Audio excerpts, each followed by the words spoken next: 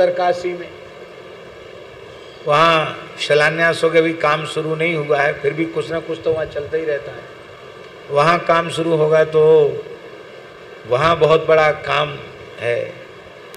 वह भगवत संकल्प से एक ऐसा धाम बनेगा उत्तराखंड का कि जो गंगोत्री धाम जाएगा वो श्री लक्ष्मी नृसिंह पंचायतन धाम का दर्शन किए बिना नहीं जाएगा।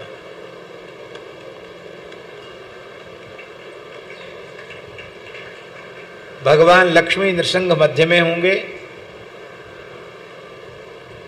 और पुराणों में जिस पद्धति से वैष्णव पंचायतन का वर्णन है उस पद्धति से पंचायतन इस समय कहीं नहीं हो रहे हैं। कहीं न कहीं उसमें थोड़ा थोड़ा मनमानापन है। पर दास का विचार है, जहाँ तक पुराणों का अनुशीलन किया है, कि इतिहास पुराण में, धर्म ग्रंथों में, धर्म शास्त्रों में जिस मर्यादा से विष्णु पंचायतन का वर्णन है उस मर्यादा से वो मंदिर बने। वो मर्यादा ये है, यदा मध्य तु गोविंदः, जब बीच में भगवान हो तो आग्नेयाम गणपम यजेत, अग्नि कोण में गणेश जी।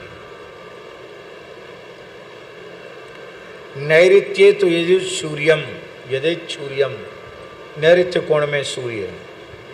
वायव्ये दुर्गाम यजेत, वायव्य कोण में दुर्गा।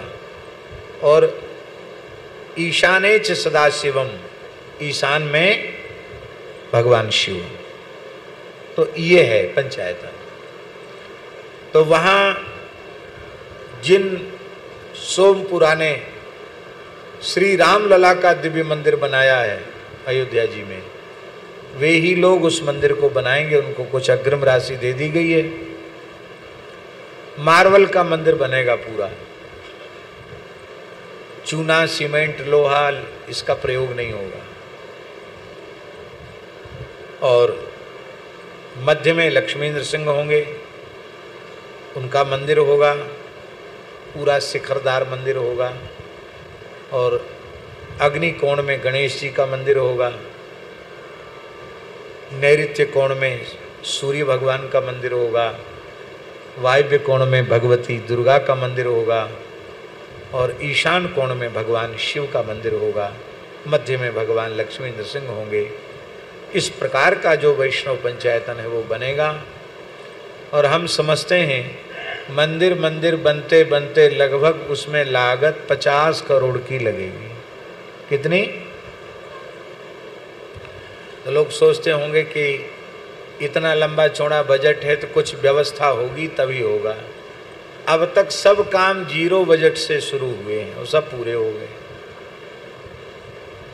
सब पूरे हो गए। कहाँ से पूरे होते, कैसे पूरे होते, ये तो श्री ठाकुर जी जाने। लेकिन हमारा अनुमान है और लोगों से उसका हिसाब भी जुड़वाया कि कम से कम इतना तो 50 तो लग जाएगा।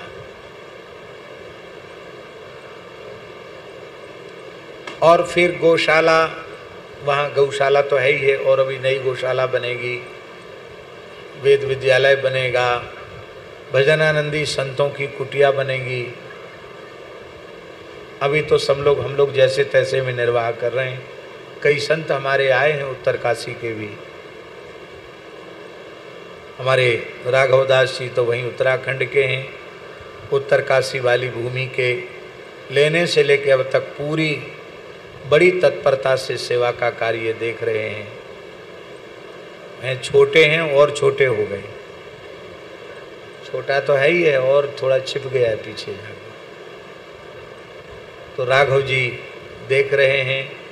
वहाँ कृष्णदास जी हैं और कौशल किशोर दास जी हैं और पुजारी जी हैं, ईश्वर दास जी हैं, श्री राम स्वरूप दास जी हैं, श्री जगन्नाथ दास जी हैं। ये सब लोग वहीं रह करके भजन साधन कर रहे हैं। बड़ा दिव्य स्थल है। तो कहने का आशय ये है, किस प्रसंग में बात आ गई हम तो भूल ही गए। हाँ, मुहूर्त के बारे में बात आ गई। तो पंडित जी नैमिषारण्य वाले तो चले गए, लेकिन उनकी बात इतनी सच्ची निकली कि कन्नी कभी बंद ही नहीं हो रही, लगातार लगातार। जगन्नाथपुरी में पुराना एकदम खंडहर स्थान था, वहां पूरा नया स्थान बन गया, सब जगह। और अभी जगन्नाथपुरी में गौशाला और बनी है, क्योंकि सब जगह ठाकुर जी गोवर्ती हैं, वहाँ बड़ी समस्या आ रही है। श्री मलुक जगन्नाथ जी के राग भोग सेवा में, संतों के सत्कार में, क्योंकि वहाँ देशी गाय का दर्शन और दूध दोनों ही दुर्लभ हैं, तो उसका भी प्रयास चल रहा है कि कहीं थोड़ी दूर में भूमि मिल जाए तो वहाँ वेद लक्षणा भारतीय देसी गायों की गौशाला, जितने स्थान है सब में बड़ी बड़ी गौशाला है। गौ सेवा का कार्य भी बढ़िया से हो रहा है। ये बात हम इसलिए कह रहे हैं कि मुहूर्त से काम करना